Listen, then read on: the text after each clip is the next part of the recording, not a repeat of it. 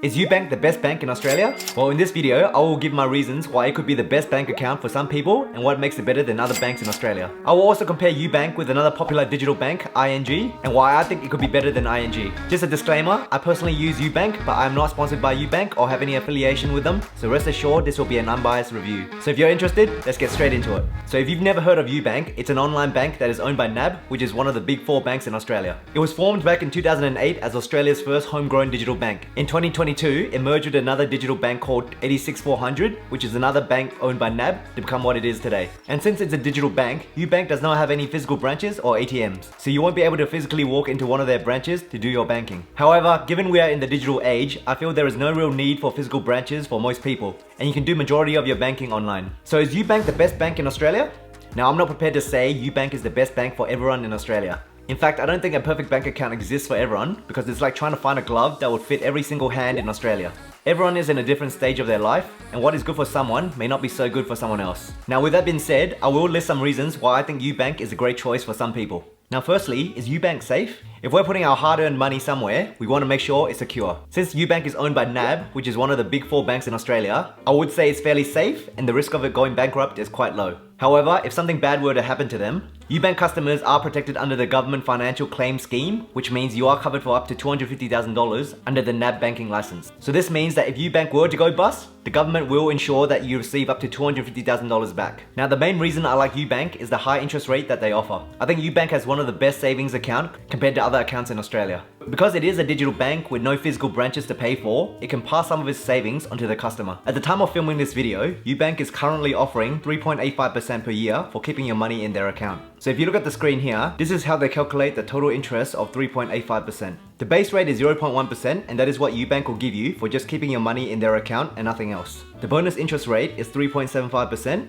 and if you add them together, it makes up the total 3.85%. Although at the time of filming this video, Ubank just announced that they are increasing their bonus rate to 4% starting from the 1st of January 2023. This increase is in line with the RBA announcement to increase the cash rate again. So if you combine it with their base rate of 0.1%, you can earn a total of 4.1% from the 1st of January 2023 onwards. In order to qualify for the bonus interest rate every month, you just have to deposit over $200 into your account from an external source every month. That's it. So what you can do is transfer your pay directly into your Ubank account every month, or set up an automatic transfer for over $200 from another account to your Ubank account on the 1st of every month. That way, you won't ever forget and you will qualify for the bonus rate every month. Now let's compare Ubank's interest rate to another popular digital bank called ING. This bank was made famous by Scott Pape, aka the Barefoot Investor, and I can see why he recommended it. ING is currently offering up to 4.3% per year. Now you may be wondering, why not just go with ING over Ubank since they offer 0.45% more? Well, let's have a look at how their total interest rate is calculated. Firstly, you get a 0.55% standard rate for leaving your money in their account and doing nothing else. But to qualify for their bonus rate of 3.75%, you need to 1. Deposit at least $1,000 into your ING account every month, so that's about $800 more than Ubank, which to be honest should be achievable for most people. 2. You need to make 5 or more eligible card purchases with your account. This is easy enough to do if you go grocery shopping or use your card to pay off your Netflix or Spotify bill.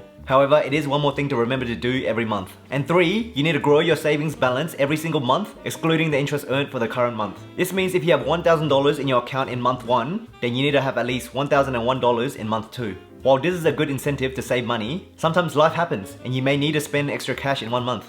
So that is 3 hoops you need to jump through if you want to earn the full 4.3%. And remember, all it takes is a couple of missed months for it to negate the extra bonus rate that you get over Ubank. But if you are a good planner and don't mind following these rules every month, then ING is also a great choice. Now, I spend a lot of time on OzBargain, which is a website that shows all the latest discounts on everyday Australian items. I enjoy reading the comments of other like-minded people in the forums who also loves to get the best deals possible. And in the OzBargain community, there is a constant debate between Ubank and ING and which is the best digital bank. And the arguments for and against each bank is usually the same. One camp argues that Ubank is better purely for the sheer convenience of only having to jump through one simple hoop every month, which can be set automatically and it's impossible for you to forget. And the other camp argues that ING is better due to their high interest rate and that the 3 hoops that we discussed are easily achieved. I personally can see both sides of the argument, and I think both banks are brilliant and you can't really go wrong with either of them. However, if you force me to choose only one, then I prefer the one with less rules to follow, and I'm willing to accept a lesser rate for this. And that is why I personally use Ubank, because I live quite a busy life with my family, my full-time job, and of course this YouTube channel. So a lot of my focus is on those three things, and I don't want the mental burden of having to remember to do one more thing every month. So I prefer to have a set and forget account while still earning a very good rate for basically doing nothing. Oh, and while we're still on this Ubank versus ING debate, please note that ING offers a maximum balance of $100,000 per customer, so if you have more than that saved up, you won't be able to get the bonus rate over that amount. Yeah, I know, what a first world problem to have, right? In comparison, Ubank has a maximum balance of $250,000, which coincidentally is the maximum amount you are covered by the government if something were to go wrong. So I know not everyone has a spare $250,000 lying around, but if you do, then Ubank may be a better choice for you. In addition, if you want to make an instant transfer or payment using PayID or OSCO, you are capped at $1,000 per day with ING. With Ubank, you are capped at $20,000 per day to make an instant transfer or payment. So you have more flexibility if you require instant access to a large sum of money. In terms of fees, Ubank does not charge an account keeping fee. There are many banks out there that still charge you an account fee. I find this practice absolutely ridiculous because they are essentially charging you to hold your money in their accounts, which they are using to invest and make their company richer. And you get to pay them for it. But you won't have to worry about this with Ubank. Also, there are no international ATM fees or any international transaction fees. So if you go overseas on a holiday, you can use your card without having to worry about international fees. Now let's talk about the sign up process. To sign up for a Ubank account is very easy. You just have to make sure you're over 18 years old, you're an Australian resident for tax purposes, and you have an Australian phone number and residential address. And if you do decide to sign up, then you can use my referral code to get $30 credited to your account if you make 3 purchases. So the easiest way to apply for an account is to download the app on your smartphone, put in my referral code, fill in your details, send some proof of ID, and your account will be set up in a few minutes. It's as simple as that. To do your everyday banking, you can use the Ubank app or log into their website on your computer. I personally prefer using the app because I really like their simplistic design. I've been using Ubank for a few months now, and it is one of the easiest bank apps to use. Everything is easy to find, and I've never had any issues logging in or the app crashing. So even if you're not tech savvy, I think you'll have no problem using the app. And once you are signed up, they will automatically create a spend account and a save account for you. They will send you a physical debit card which is linked to your spend account, and you can use that card to pay for things if you wish. If you don't need the card, then you can simply just destroy it. You can also open up to 10 save accounts and set saving targets on any of them. So this could be a fun way for you to track certain saving goals like a house deposit or a holiday. And you only need to deposit over $200 in one of your spend or save account, and you will get the bonus rate across all your save accounts. And if you have a partner and you want to create a joint account, you can also do this. Just follow the instructions on their website. It's very easy. So let's now talk about who should use Ubank. Here are a list of people that I think are a perfect fit for Ubank. 1. Busy people like me who prefer a set and forget bank account which will earn them a good rate without having to maintain it too much. 2. People who are saving for a big expense item like a house deposit or an upcoming wedding. While I am not a big fan of holding on to too much cash in the bank because I am an investor after all, but if you need that money in the short term like in 12 months time, then I would not be investing that money into assets like stocks. And that is because the market might be down significantly in 12 months time, and you don't want to be forced to sell your stocks at a loss to come up with a house deposit. In this scenario, a high interest savings account will be a perfect place to park your money. And 3. People who just want somewhere to park their emergency fund and still get a decent return. Now I think everyone should have an emergency fund in case you have some bad luck and need some quick access to some cash. Again, a savings account like this will be a perfect place to park your money. And with the $20,000 instant transfer daily limit,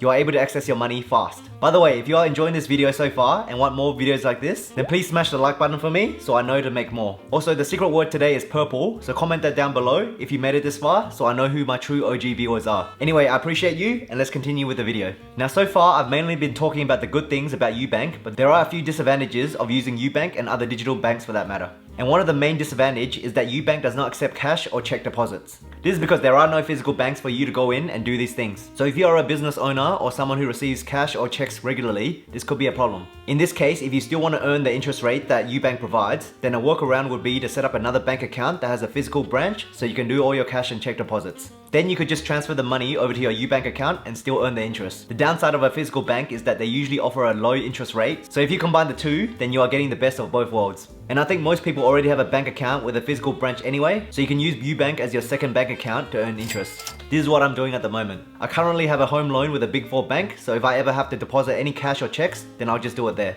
but I will transfer any excess cash I have into my Ubank account. And even though they don't have a physical branch, they do have an Australian call center, and they also have an email team if you require further support. Ubank also offers other products like home loans at a competitive rate. Although I have heard that their application process is quite demanding, which is understandable since they are a smaller bank, so they need to ensure the correct risk assessment is applied to each customer. I don't have a home loan with Ubank, so I cannot personally comment about this, but I have heard of people getting frustrated at the application process, so please keep this in mind. You can also connect accounts from over 140 financial institutions into your Ubank app. You can add other bank accounts, credit cards, or even your super. So you can essentially turn the app into a one-stop hub for all your finances. If you have any other questions about Ubank, you can visit their frequently asked questions page on their website, which is neatly organized to answer some popular questions. Signing up to a high-interest savings account is a good first step to maximizing your returns, but there are more money habits you should adopt to be on your way to financial freedom. So if you want to learn more about good money habits, then I want you to go check out this video on screen where I go over 10 bad money habits which is keeping you poor and how to replace them with good habits instead. And with that being said, thank you for watching, I appreciate you, and I'll see you in the next video.